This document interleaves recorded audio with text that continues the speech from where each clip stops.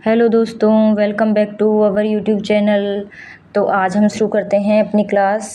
आज कुछ करने वाले हैं हिंदी व्याकरण के महत्वपूर्ण प्रश्न जो पिछले कुछ पेपर में आए हुए हैं। तो ये बहुत ही इम्पोर्टेंट प्रश्न हैं। तो चलिए शुरू करते हैं हम अपनी क्लास।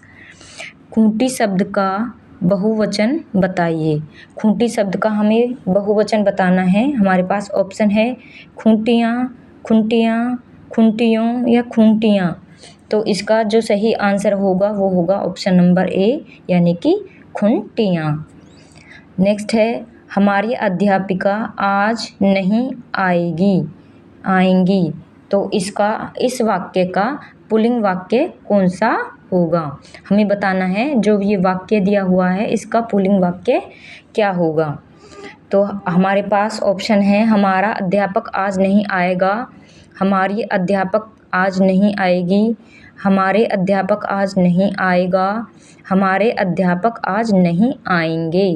तो इसका जो सही आंसर होगा वो होगा दोस्तों ऑप्शन नंबर डी, हमारे अध्यापक आज नहीं आएंगे। नेक्स्ट है कवि का स्त्रीलिंग रूप क्या है? जो कवि शब्द है उसका हमें स्त्रीलिंग रूप बताना है। तो इसका जो सही रूप होगा वो होगा कवयित्री, यानी ऑप्शन नंबर डी। देखो ये पर छोटी मात्रा आएगी और त्री पर बड़ी की, तो ये हमारा सही आंसर होगा। नेक्स्ट है इनमें से कौन सा शब्द स्त्रीलिंग है? कुछ शब्द दिए हुए हैं, उनके अनुसार हमें बताना है कि स्त्रीलिंग शब्द कौन सा है। दोस्तों स्त्रीलिंग शब्द और या पुल्लिंग शब्द पहचानने का एक तरीका है कि हम जो शब्द हमें दिया हुआ है उसको हम वाक्य में प्रयोग करके देख लेंगे। तो देखो क्रोध जैसे क्रोध आया, बुढ़ापा आया, चयन किया गया, और छाया होगी छाया हुई। तो वाक्य में प्रयोग करने से पता चल जाएगा कि जो छाया शब्द है वही हमारा सही आंसर होगा और स्त्रीलिंग शब्द छाया होगा। तो हमारा जो राइट आंसर है वो होगा ऑप्शन नंबर सी। नेक्स्ट हमारा प्रश्न है एक का बहुवचन क्या है?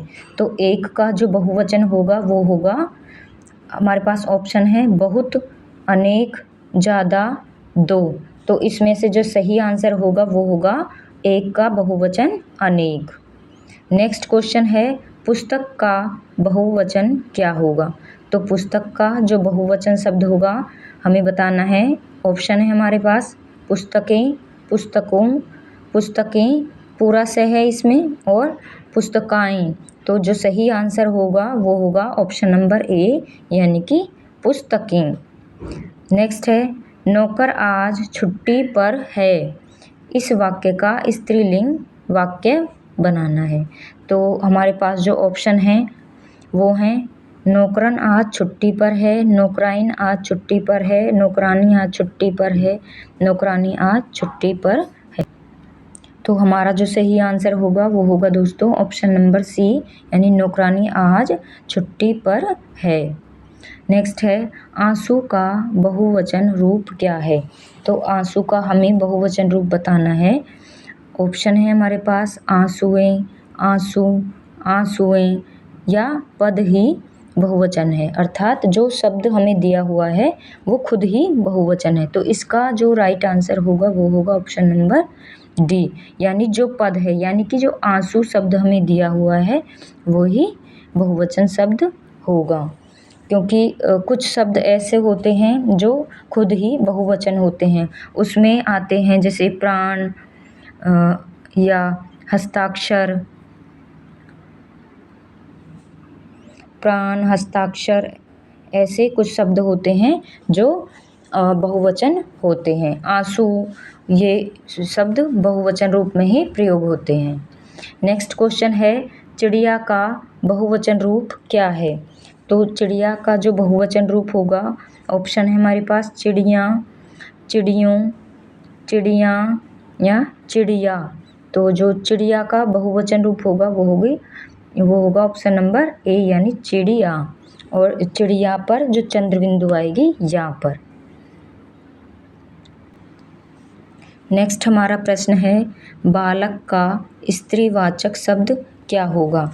तो बालक का स्त्रीवाचक शब्द हमारे पास जो ऑप्शन दिए हुए हैं, बालकी, बालिका, बालमा या बलिका। तो जो सही आंसर होगा वो होगा ऑप्शन नंबर बी, यानी कि बालिका। नेक्स्ट है, बछड़ा का अन्य लिंग रूप क्या होगा?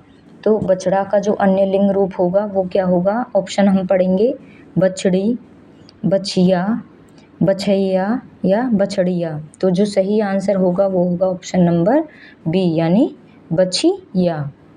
नेक्स्ट है, निम्नलिखित वाक्यों में से किस में पूर्वकालिक क्रिया है?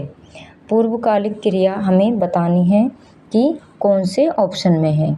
तो हमारे पास ऑप्शन है, उसने नहाकर भोजन किया। नेक्स्ट है, वह धीरे धीरे खा रहा है। उसने पुस्तक मुझे सौंपी। वह शाम को पहुँचेगा। तो दोस्तों, पूर्वकालिक क्रिया वह क्रिया होती है जिसमें दो क्रियाएं की गई हों। पहले की गई क्रिया को हम पूर्वकालिक क्रिया कहते हैं और बाद की क्रिया पूर्वकालिक क्रिया नहीं होती। जैसे ऑप्शन नंबर ए है वो हमारा राइट आंसर होगा, उसने नहाकर भोजन किया। तो जो नहाना है वो पहले उसने काम किया और उसके बाद उसने भोजन किया। तो जो पहला काम है, यहाँ नहाकर शब्द है, वो पूर्वकालिक क्रिया होगा हमारा। नेक्स्ट क्वेश्चन है, पुल्लिंग स्त्रीलिंग शब्द युग्म की दृष्टि से कौन सा युग्म अशुद्ध है? अब हमें अशुद्ध युग्म बताना है। कुछ शब्द दिए हुए हैं, उनके शब्द युग्म हैं, जैसे कर्ता का कर्त्री, नेता का नेत्री, धाता का धात्री, दाता का दात्री। तो अब हमें बताना है इनमें से अशुद्ध जो शब्द युग्म है वो कौन सा है। तो जो अशुद्ध युग्म है वो है कर्ता का कर्त्री। नेक्स्ट क्वेश्चन है, निम्नलिखित में से कौन सा शब्द युग्म गलत है? हमें गलत शब्द युग्म बताना है। तो हमारा ऑप्शन है, चिड़िया चिड़ियाँ, तिथि तिथियाँ, नदी नदियाँ, जनता जनताएं। तो इसका जो हमारा सही आंसर होगा वो होगा ऑप्शन नंबर डी, यानी जनता जनताएं। नेक्स्ट है, नरेश सो रहा है वाक्य में कौन सा काल है? नरेश सो रहा था, इसमें जो था है उससे हमें पता चल रहा है कि ये भूतकाल है, लेकिन भूतकाल का भी कौन सा भाग होगा ये हमें बताना है। भूतकाल का पूर्ण भूतकाल होगा, अपूर्ण भूतकाल होगा, आसन्न भूतकाल होगा या सामान्य भूतकाल होगा। देखो दोस्तों, जिस वाक्य को पढ़ने से पता ही ना चले कि वो कौन सा अभी हुआ है काम या बहुत समय पहले हो गया है, तो वो तो आएगा सामान्य भूतकाल में।